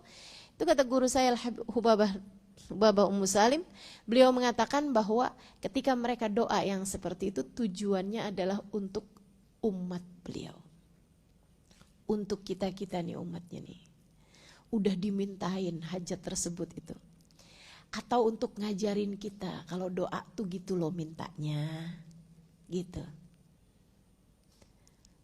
Yang kedua, ya, karena memang orang tuh yang hatinya bersih suka ngerasa hatinya masih kotor. Orang kalau ngerasa hatinya udah bersih, teman-teman saya sekalian, malah biasanya orang yang sebenarnya hatinya kotor. Makanya orang kalau bilang, saya ikhlas loh ini. Saya ikhlas. Maaf. Seringnya malah justru belum ikhlas. Gitu ya. Kalau diomongin tuh malah justru enggak gitu. Orang tuh kalau ngerasa dirinya itu paling soleh gitu, malah justru menunjukkan dia bukan orang soleh. Sebab hamba-hamba Allah SWT tuh, itu teman-teman saudaraku sekalian merasa, dan merasa itu enggak selalu sesuai dengan fakta. Karena pada faktanya ada banyak orang-orang yang merasa berdosa, banyak dosanya. Padahal mereka sebenarnya enggak punya dosa, dan banyak orang yang enggak ngerasa berdosa. Padahal sebenarnya dosanya enggak karu-karuan banyaknya. Gak percaya? Lihat aja orang, kalau dikasih sakit, ada banyak banget. Kalau dikasih ada ketipu orang, ada bencana alam, mereka ngomong kayak gini, dosa apa saya ini? Lupa sama dosanya segitu banyak. Teman-teman saudaraku sekalian, orang kalau ngerasa dosanya banyak, nggak akan pernah keluar ucapan seperti itu. Malah yang ada adalah ucapan, dikasih sakit mudah-mudahan jadi penghapus dosa. Mudah-mudahan jadi penggugur dosa. Dosanya banyak, dikasih sakit pantas banget. Sayyidina Muhammad Al-Bagir alaihi ridwanullah, seorang ulama terkemuka teman-teman. Ulama terkemuka yang bahkan beliau belum hadir, itu adalah cucunya cucu Nabi. Yang cucu Nabi ini, waktu Nabi Muhammad meninggal usianya baru 7 tahun. Kebayang gak? Cucunya cucu Nabi, namanya Muhammad Al-Bagir. Nabi Muhammad sudah menceritakan tentang beliau. Nabi ini memang keren banget ya. Orangnya belum ada udah ceritain sama Nabi Muhammad. Nabi Muhammad cerita bahwa nanti nih dari cucu saya nih, Jabir, cerita sama Jabir nih. Nanti nih cucu saya nih, Sayyidina Husain. Nanti akan lahir seseorang namanya Ali. Ali ini nih Jabir nih, kalau datang hari kiamat akan ada panggilan, liyakum Zainal Abidin. Hendaklah berdiri semulia-mulia, seindah-indah hamba Allah. Yang akan berdiri nih anak dari cucu saya nih, si Ali nih. Si Ali ini akan berdiri sebagai Zainal Abidin, seindah-indah ahli ibadah kepada Allah.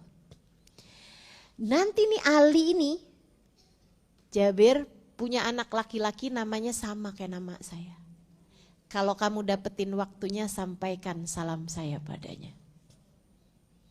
Cucunya Nabi. Yang saat Nabi Muhammad wafat, cucunya aja baru umur 7 tahun. Nabi udah kasih tahu. Dan Nabi udah kirim salam padanya. Ulama terkemuka, hatinya indah luar biasa, muridnya banyak, dimuliakan orang. Ya gimana enggak, cucunya Nabi. Teman-teman sekalian, satu waktu beliau lagi jalan bersama dengan rombongan murid-muridnya. Ada perempuan yang lagi masak, dia cuci ikan, air amis bekas kotorannya ikan tuh, yang ada ususnya ikan, kotoran-kotorannya ikan tuh. Air isi perutnya ikan, teman-teman. Dia buang begitu aja dari luar jendela, tepat mengenai badannya Sayyidina Muhammad Al-Bagir. Perempuan gak ada akhlak nih.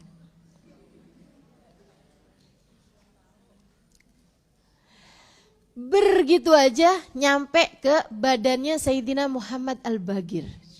Saudaraku sekalian, itu murid-muridnya marahnya kayak apaan? Ya emang pantasnya juga begitu ya kan? Kalau ada sesuatu hal yang terjadi sama guru kita kan, walaupun beliaunya gak kenapa-napa kan, kita sebagai pecintanya kan nggak terima kan begitu ya, itu bagian dari keimanan teman-teman, bagian dari cinta. Nah ini sementara beliaunya begitu itu beliau langsung senyumnya lebar sambil bilang Alhamdulillah.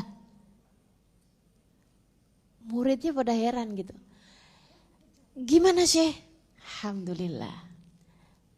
Badan yang pantasnya kena api Sekarang Allah kenain air. Alhamdulillah. Makasih ya Allah. Bukan api yang kau kenakan padaku. Badan yang pantasnya kena api. Maksudnya beliau api neraka.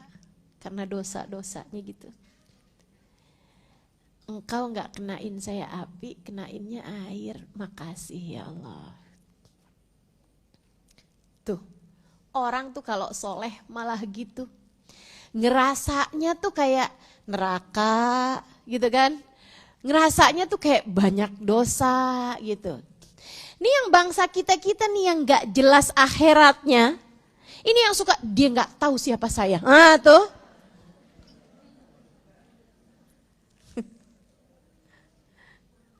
Emang bener-bener deh hati nih. Penting banget. Hajat besar kita teman-teman. Datang hari Arafah jangan mau rugi. Mintanya jangan hajat-hajat kecil. Ya, mintanya jangan hajat-hajat kecil doang. Mintanya jangan mudah-mudahan tahun ini transferan dari suami naik. Ah, itu hajat kecil. Hajat kecil. Mudah-mudahan bisa ganti handphone yang baru gitu, hajat kecil. Hajat kita yang besar nih, bersihnya hati, bagusnya hati, dikaruniakan nikmatnya ibadah teman-teman, gak kepengen apa? Ya Allah pengen banget saya mah, gimana tuh pengen punya sujud yang ada rasanya, pengen punya ruku yang ada rasanya, pengen punya takbir Quran yang ada rasanya. Pengen punya zikir, solawat yang ada rasanya. Pengen punya ibadah-ibadah dengan kelezatan rasa yang Allah SWT berikan kepada hamba-hamba tercinta di sisinya. Mereka tuh sampai bilang, Allahumma adzikna barda afwik wa halawata munajatik. Itu doanya para ulama tuh. Saudaraku sekalian, mereka gak minta nikmatnya makanan. Tapi mereka bilang, ya Allah rasakanlah kepada kami sejuknya ampunanmu. Rasakanlah kepada kami kelezatan bermunajat denganmu. Kelezatan bermunajat denganmu. Kelezatan membaca firman-firmanmu. Kelezatan sholat menghadap padamu. Kelezatan ibadah saat namamu ada dalam lisanku ya Allah. Para ulama tuh bahkan ada di antara mereka yang bilang, saya kalau lagi puasa gak berani baca Quran siang hari. Saya baca Qurannya malam aja dah kalau lagi puasa. Kenapa gitu? Soalnya saya kalau lagi baca Quran enak banget rasa mulutnya sampai saya takut itu ngebatalin puasa saya.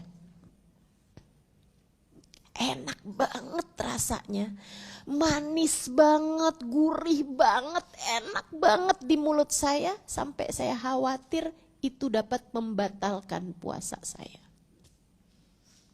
Teman-teman saudaraku sekalian yang saya muliakan, ada kelezatan-kelezatan yang lain yang membuat seseorang kalau sudah merasakan kelezatan yang itu akan ngelihat bahwasanya kelezatan duniawi sifatnya plastik, kaleng-kaleng doang, gak seberapa. Katanya Sayyidah Robiah Adawiyah, andai kenikmatan yang Allah bagi kepada sehelai lembar rambut saya, Allah bagikan kepada seluruh yang ada di atas muka bumi ini, mereka akan tertawa terbahak-bahak dari senangnya. Saudaraku sekalian, Sayyidina Fudail bin Iyad atau Sayyidina Ibrahim bin Adham, dulunya anaknya raja, bergelimangan harta, tapi gak pernah bisa tidur. Susah mau tidur, susah. Ngerasain nikmatnya makanan udah susah. Semua makanan disiapkan, disediakan, semuanya rasanya biasa-biasa aja. Susah buat dapat senang. Satu hari dari atas kamarnya dia ngelihat seorang gembel, seorang gelandangan gitu, kelihatan kayak darwis gitu ya, pengelana, seorang pengelana gitu, masuk ke area kebunnya dia Kemudian dibuka Kisra, jaraknya agak cukup dekat untuk beliau tahu apa yang dikerjakan sama si pengelana ini. Dia buka kayak plastik gitu, dikeluarin ada remehan roti, dia cocolkan ada air mengalir di situ, dicocolin ke situ dia makan, dicocolin di situ dia makan. Habis itu dia ambil airnya, dia minum, enak kayaknya dia. Habis itu tiduran di bawah pohon, tidur nyenyak banget. Di atas tempatnya iri setengah mati sama si pengelana ini, sama si Darwis ini. Dia kemudian panggil orang, tolong panggilkan orang tersebut kalau dia bangun. Dia bangun, tanya sama anak raja ini, putra mahkota. Dia bilang, Pak, saya mau nanya sama Bapak. Bapak tadi masuk ke sini lapar, Pak? Iya. Terus Bapak makan apa tuh tadi? Remahan roti, sisaan roti yang ditinggalin orang. Dia bilang, Bapak kenyang makan itu? Kenyang. Habis itu Bapak haus? Dia bilang, saya haus, saya minum tuh dari air yang ngalir di taman kamu itu. Seger Pak, enak. Terus Bapak, saya ngantuk, kena angin. Bapak tidur, enak banget, nyenyak banget. Dia bilang, Bapak walaupun miskin Bapak tetap hidupnya senang ya. Siapa bilang saya miskin? Oh, siapa bilang saya miskin nak? Dia bilang saya gak miskin. Khubzun wa ma'un wa dhillu hadhan na'imul ajallu jahattu ni'mata rabbi in qultu ana mugillu.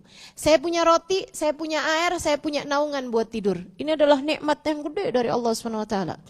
Saya kufur nikmat kalau saya bilang saya miskin.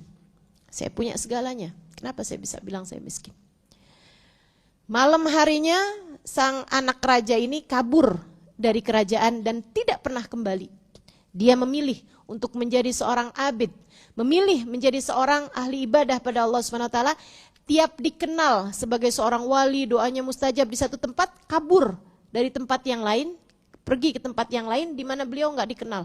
Terus seperti itu sepanjang hidupnya sampai dengan meninggalnya, teman-teman saudara sekalian. Beliau ini pernah bilang, andai raja-raja tahu kenikmatan yang Allah berikan kepada kami, para wali-walinya, para kekasih-kasihnya, niscaya mereka akan membunuh kami karena iri. Andai mereka tahu.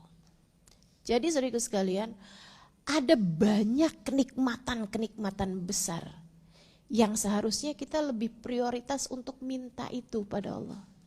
Kelezatan beribadah, kenikmatan munajat, kesenangan membaca Al-Quran, kesenangan mendengarkan kajian dan lain sebagainya gitu ya. Dengan mendengarkan kebaikan-kebaikan, perlu kita minta sama Allah SWT.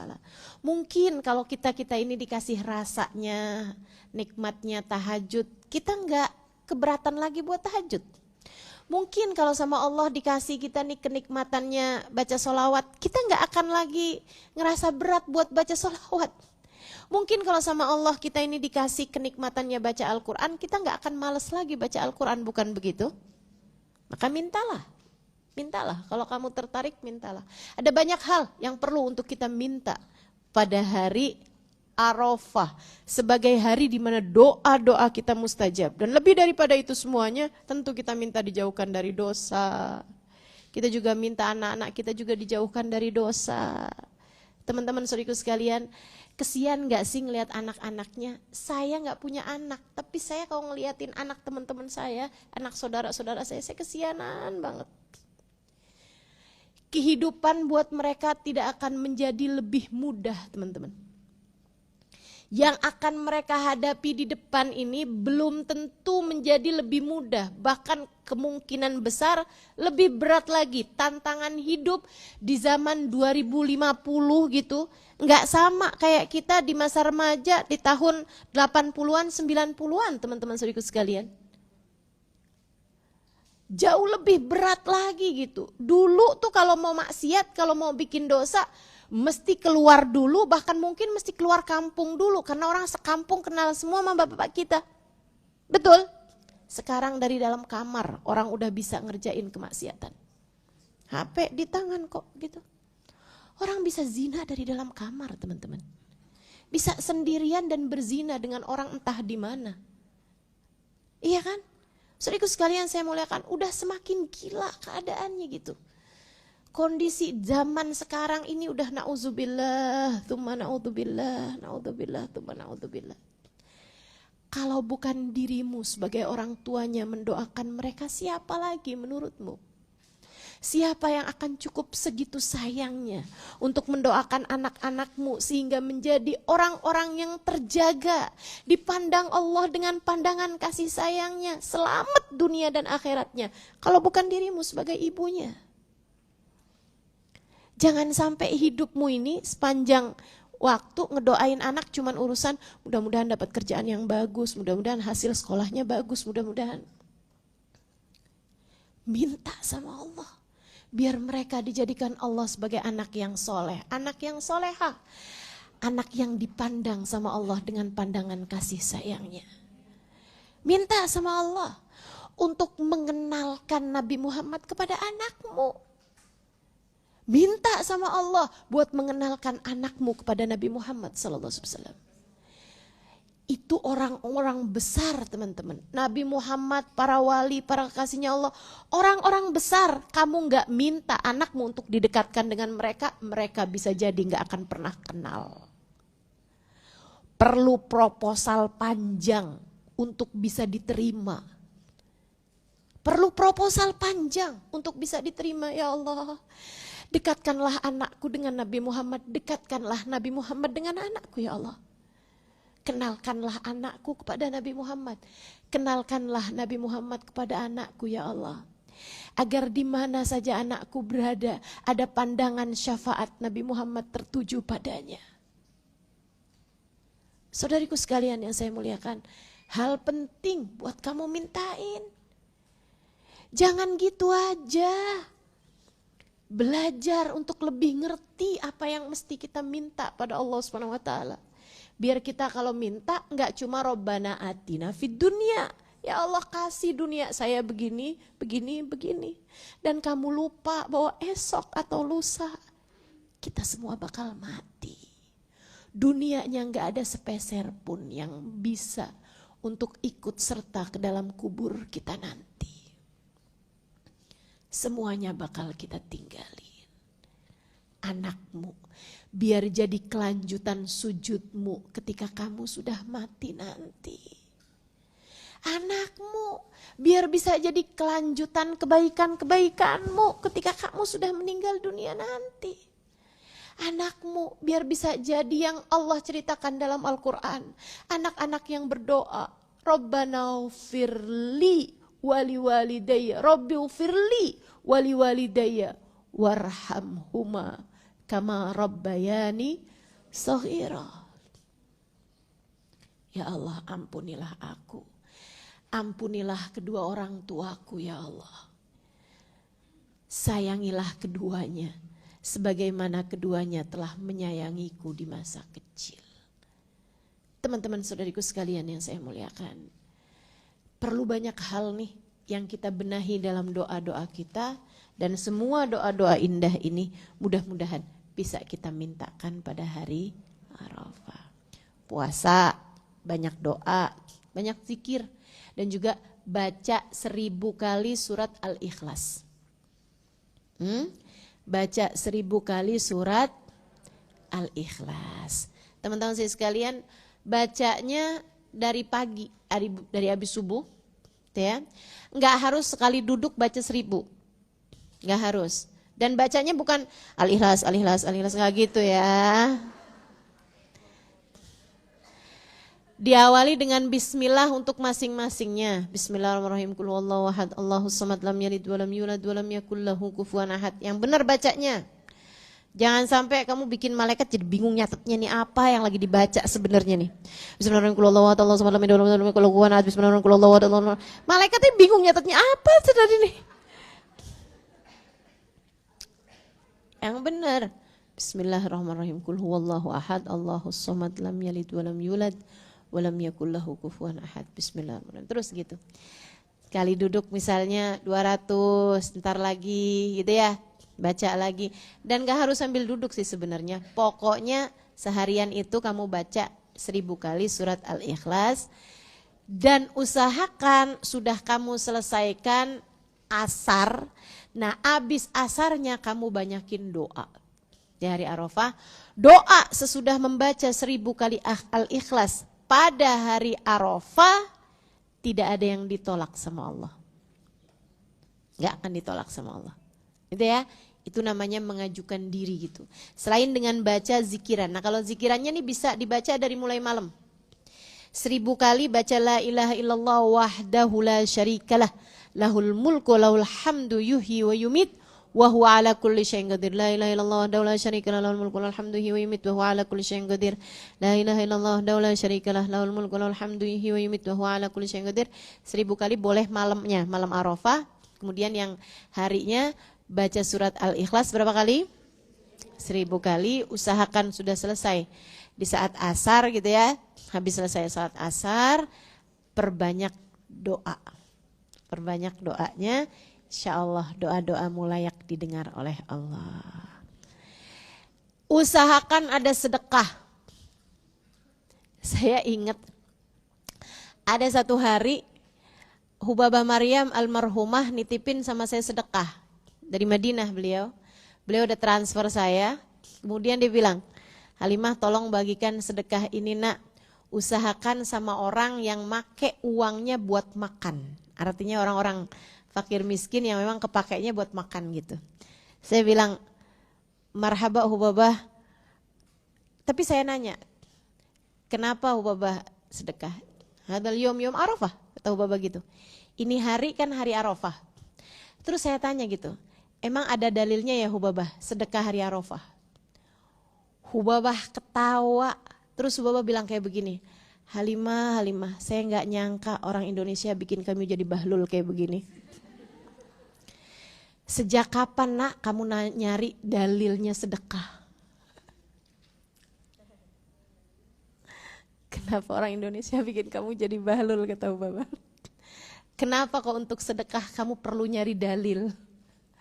Bukankah dalil dalam Al-Quran mengenai kita harus berbagi banyak banget? Nggak, maksud saya itu yang secara khusus hari Arafah gitu. Hubabah tuh ngerasa aneh banget gitu. Saya bisa nanyain perkara urusan dalil. Ini kayaknya candaan Hubabah nggak nyampe nih kepala teman-teman ya. Nggak pada ketawa soalnya. Kalau yang ngerti ketawa nih soalnya. Teman-teman sekalian, ini orang Indonesia ini kan apa-apaan suka nyari dalil. Itu yang nyari dalil-dalil tuh padahal juga kagak ngerti tuh. Dalil itu apa gitu kan. Nah itu makanya kata Bapak, kok bisa-bisanya kamu ini belajar lama-lama hanya untuk bikin kamu nanyain dalil tentang sedekah. Sedekah di hari Arafah. Orang hambanya Allah udah tahu hari Arafah tempat turunnya rahmat, tempat turunnya waktu, turunnya hidayah, anugerah, karunia dari Allah Subhanahu wa taala. Kita berbuat kebaikan pada waktu-waktu tersebut akan layak untuk membuat Allah Subhanahu wa taala menurunkan karunia-karunia tersebut lebih deras lagi. Gitu ya. Semua kebaikan apapun aja itu bagus untuk dilakukan pada hari Arafah. Termasuk kita nyenengin suami, termasuk kita membahagiakan anak-anak kita, termasuk juga bersedekah kepada orang-orang yang nggak mampu gitu, apapun dari jenis kebaikan baik untuk kita lakukan pada waktu-waktu yang mulia seperti itu. Nah, kemudian teman-teman saya sekalian, itu adalah perkara-perkara yang kamu perlu lakukan pada hari Arafah. Malamnya itu namanya malam Idul Adha. Nah, kalau orang-orang yang di sana nih di haji, itu malamnya mereka akan mabit di Muzdalifah. Mabit di Muzdalifah, ngambil batu gitu. Kemudian kalau Habib Umar itu menyarankan mabit di Muzdalifah tuh jangan lama-lama. Kata Habib, kumpul laki-laki perempuan, nggak baik juga kalau kamu lama-lama, nggak perlu gitu. Nggak perlu. Lain di wukuf di Arafah. Kalau wukuf di Arafah itu memang waktu mustajab untuk berdoa dan juga memang tempatnya juga tempat yang berkah untuk mustajabnya doa gitu kan. Nah, itu jadi memang lama di wukuf Arafah bagus, tapi kalau mabit di Muzdalifah nggak perlu lama-lama, asal ngambil batu gitu kan, zikir sebentar kemudian bergerak gitu. Bergeraknya kemana? Ada yang ke Mina untuk melaksanakan mabit di Mina dan juga untuk lempar jumroh begitu ya. Ada juga yang langsung pergi ke Mekah, pergi ke Masjidil Haram untuk melaksanakan tawaf ifadah. Nah, kemudian besok harinya itu merupakan hari raya Idul Adha. Kita disunahkan sebelum sholat Id, sunnahnya untuk nggak makan nggak minum. Ya, kita sikatan gigi bersih-bersih, rapi-rapi, cakep-cakep, wangi-wangi. Ini kebalikan dari hari Arafah. Kalau hari Arafahnya kan sememelas mungkin. Nah, kalau hari raya Idul Adhanya enggak. Kamu sunnah pakai baju baru, sunnah bersih-bersih gitu kan, potong-potong kuku apa segala macam gitu. Dan bagi teman-teman yang berniat untuk berkurban dari sejak tanggal 1 jangan potong rambut, jangan potong kuku. Apa hukumnya? Makruh. Makruh potong rambut, makruh potong kuku, dan makruh donor darah. Jadi jangan angkat darah, jangan angkat kuku, jangan angkat rambut gitu ya. Dari tanggal 1 sampai hewan kurbanmu dipotong. Nah, kalau hewan kurbannya dipotong baru dah silahkan. Kenapa gitu? Sayang-sayang, biarkan darahmu terangkat kalau yang mau donor darah dalam keadaan sudah mendapatkan ampunan. Biarkan kukumu kepotong di saat dia sudah mendapatkan ampunan. Biarkan rambutmu terpotong di saat dia sudah mendapatkan ampunannya. Sebab kata Nabi Muhammad kepada Sayyidah Fatimah, "Ya Fatimah, syhidi laki udhiyatak." Wahai Fatimah, saksikanlah ketika hewan kurbanmu dipotong, dengan kepalanya diampuni kepalamu, dengan badannya diampuni dosa badanmu, dengan kakinya diampuni dosa kakimu, dengan tangannya diampuni, dengan kulitnya diampuni dosa kulitmu, dengan rambutnya diampuni dosa rambut. Jadi semua anggota tubuh dari hewan ternak tersebut itu yang kita sembelih akan menjadi penyebab Allah mengampuni dosa-dosa kita. Karenanya mesti disesuaikan. Walaupun nggak ada anjurannya ya, walaupun maksudnya sah aja dengan yang memenuhi persyaratan gitu. Tapi saran saya jangan pilih yang paling kecil. Apalagi kalau badan kita XXL. Disesuaikanlah gitu. Iya kan? Jangan pilih yang paling kecil gitu, paling jelek gitu kan. Padahal dosa kita udah sebanyak ini loh teman-teman. Jadi ya agak-agak biar ngepas lah dikit gitu. Ustazah berarti sapi. Ya sapi cukup untuk 7, ya kan? Boleh untuk 7 gitu. Bukan 7 orang ya.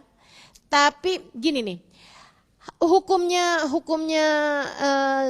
udhiyah itu, hukumnya kurban itu teman-teman saudara sekalian, itu hukumnya sunnah alal kifayah. Dalam artian kalau ada bapak istrinya nggak kerja, nggak punya uang juga, maksudnya kecuali yang dari suaminya, gitu ya, uangnya yang dari suaminya, dan anak-anak yang memang belum bekerja, nggak usah kamu niatkan kurban yang tahun ini buat anak saya yang nomor ini, kurbannya, udah ngeluarin 1, itu udah cukup buat semuanya, 1 kambing ya.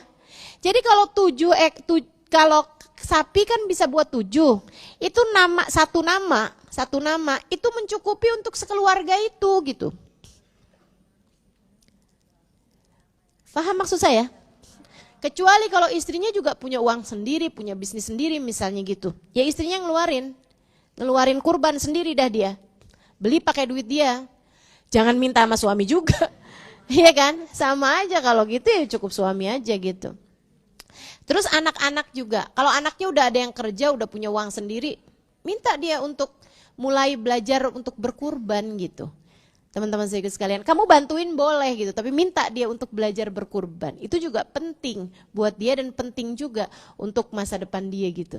Nah, kalau anak-anak belum balik nggak perlu kamu kurbanin, dan anak-anak yang belum punya pekerjaan sendiri, penghasilan sendiri, uang sendiri gitu, itu juga nggak perlu teman-teman, nggak perlu, udah cukup tuh kurbannya bapaknya, kurban orang tuanya, keluarganya itu cukup gitu.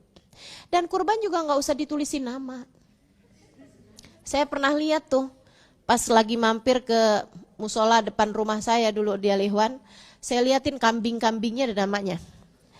Pak Ahmad, waduh. Kambingnya digantungin nama Pak Ahmad. Iya ya, biar iya betul. Tapi kan jadinya kayak kambingnya namanya Ahmad gitu. Masya Allah. Gitu ya. Sedikit sekalian, nah itu kurban. Kurban orang boleh nggak ikutan makan dagingnya? Sunnah kita untuk ikut makan daging kurban. Kecuali kalau kamu kurbannya itu adalah kurban yang wajib. Kurban yang wajib itu adalah kurban yang dinazari. Kurban yang pakai nazar gitu. Kalau anak saya sakit dan sembuh, kalau anak saya sembuh dari sakitnya, gitu ya, saya akan kurban. Atau kalau usaha ini nih goal nih berhasil nih gitu misalnya gitu ya, saya akan kurban gitu. Saya akan bayar atau saya akan sembelih kurban. Ternyata berhasil. Jadi akhirnya dia bayar kurbannya itu kurban nazar. Kurban yang dinazari itu hukumnya wajib. Kalau kurban yang wajib, kamu bahkan tidak boleh menyerahkan, dengerin baik-baik, kamu bahkan tidak boleh menyerahkan kulitnya kepada orang yang potong untuk sebagai bayaran dia motong. Karena berarti kamu mengurangi jatah daging kurban tersebut diberi makan kepada orang lain. Kecuali kalau kamu udah ngasih uang bayaran orang tersebut, gitu ya, buat motong, gitu kan. Kemudian ditambahin dengan kulitnya atau kepalanya gitu. Maksudnya nih Pak buat Bapak gitu kan. Kalau itu sih dia sebagai penerima dari kurban itu sendiri gitu, itu nggak apa-apa. Nggak apa-apa teman-teman. Tapi kalau misalnya yang Pak ongkosnya itu ya Pak, Bapak ambil kulitnya deh. Kan banyak yang kayak begitu. Banyak tuh yang kayak gitu tuh. Di kampung saya sih. Saya nggak tahu kalau di Pisangan. Iya. Nah suka kayak gitu itu kalau misalnya kurbannya itu adalah kurban wajib, kita nggak boleh buat ngambil sesedikit apapun selain untuk pembagian kurban. Dan baginya harus kepada fuqara masakin. Ini ya, kalau dagingnya adalah daging kurban yang wajib. Tapi kalau dagingnya itu adalah kurban yang sunnah, kayak yang kita nggak niat apa-apa, pokoknya datang hari kurban ya memang pengen kita kurban, begitu kan ya? Teman-teman saudara sekalian, kalau kayak gitu sunnahnya ikut ngambil. Dan sebaik-baik yang kamu ambil adalah atinya. Kalau kamu mau lebih lagi ngambilnya, boleh, yang penting gak nyampe sepertiga. Dan itu sebaiknya adalah daging yang paling disukai oleh Nabi Muhammad, yaitu pahanya. Ustazah, paha depan apa paha belakang? Paha tuh belakang, kalau depan namanya tangan.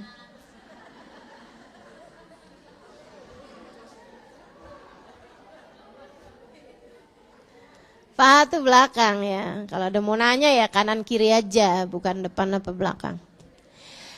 Baik, teman-teman sekalian. Karena jalan pakai 4 kaki ya, jadinya kayak kaki 4-4-nya. Baik, kemudian teman-teman sekalian, sunnahnya lagi untuk jangan ninggalin sholat Idul Adha.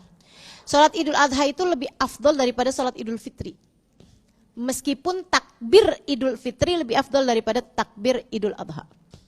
Jadi sholat Idul Adha itu jangan sampai ditinggalin. Dia adalah sholat sunnah paling afdol sepanjang tahun.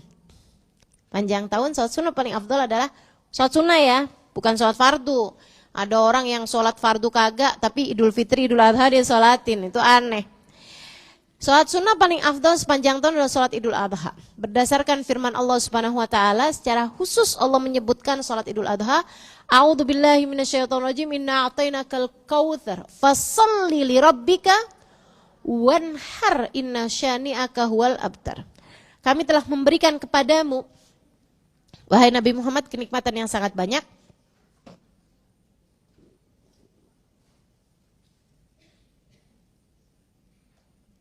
Maka sholatlah kamu wahai Nabi Muhammad dengan sholat Idul Adha, wanhar, dan sembelihlah kurban. Nah, itu kenapa taunya itu adalah sholat Idul Adha dalam lafadz fasoli, karena sesudahnya ada firman Allah Subhanahu wa taala, wanhar, sembelihlah kurban. Sholat apa yang nyambung sama sembelihan kurban kalau bukan sholat Idul Adha, gitu ya. Jadi sholatlah dengan sholat Idul Adha, jangan tinggal sholat Idul Adha ini. Kemudian sesudah sholat itu berkurban untuk kita yang ada di sini amalannya adalah itu. Dan 3 hari tasyrik kurban ini panjang sampai 4 hari. Jadi hari pertama kurban, hari Idul Adha, kemudian tanggal 11, 12, 13 berakhir dengan terbenamnya matahari hari ketiga tasyrik.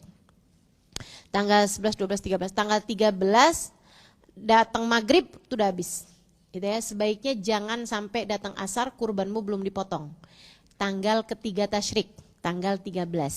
Tapi kalau tanggal 10 itu mau malam, mau pagi, mau siang, besoknya lagi juga pagi, siang, sore nggak apa-apa. Nggak apa-apa, kapan aja waktunya untuk sembelihkan kurban. Unta ya itu bisa 7 orang atau ya, seperti yang tadi saya sampaikan ya, 7 buat 7 nama gitu, 7 keluarga lah gitu. Kemudian kalau enggak sapi gitu kan, kalau enggak kambing untuk 1, kalau enggak kambing udah ayam enggak ada.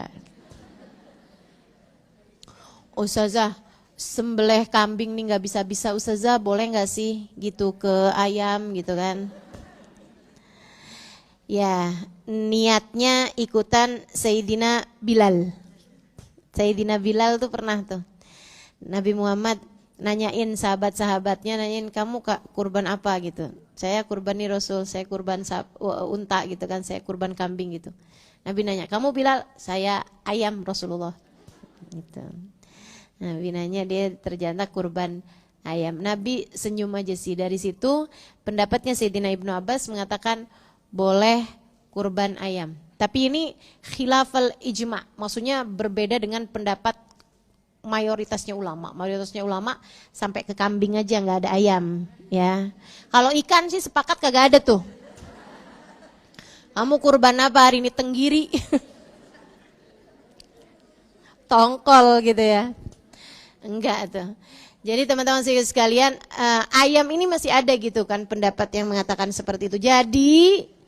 Jadi meskipun ini khilafal ijma, saran saya kalau kamu misalnya ya Allah Ustazah nungguin bisa kurban kambing nih kayak nggak bisa gitu. Ya udah deh Ustazah, hari itu saya mau potong ayam aja. Bismillah, niat belajar kurban. Bismillah, niat sama Allah, Allah lihat ya Allah, saya kurban ayam nih karena emang saya nggak mampu untuk kurban yang lebih gede daripada ini ya Allah. Jadikanlah ini kurban, jadikanlah ini sebagai pengorbanan saya ya Allah, terimalah ia di sisimu gitu. Saya belajar kurban, bukan kurban ya, niatnya belajar berkurban. Nggak usah ditaruh ke masjid. Bingung tuh, ada sapi, ada kambing gitu kan, terus tiba-tiba ada banyak ayam di pisangan nih. Ini ayam siapa nih? Kurbanin juga dong, kata Ustazah boleh loh. Waduh, enggak ya, enggak. Udah potong di rumah sendiri aja. Sebaiknya juga kalau kurbannya ayam jangan dibagi mentah. Kurban yang lain tuh sunahnya dibagi mentah. Ya, kalau kurban ayam dibagi mateng aja. Bikin opor, bagiin ke tetangga gitu.